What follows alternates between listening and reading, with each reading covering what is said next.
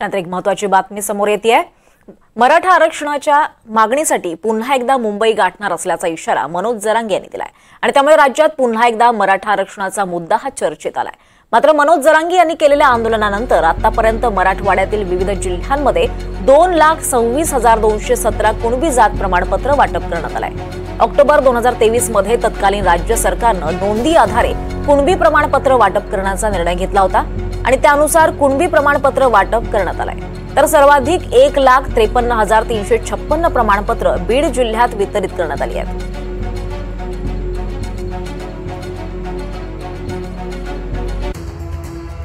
तर मराठवाड्यात किती कुणबी जात प्रमाणपत्र वाटप झाले आपण पाहूया। छत्रपती संभाजीनगरमध्ये 47,838 नोंदी सापडल्यात, तर 18,918 प्रमाणपत्राचं वाटप झालंय।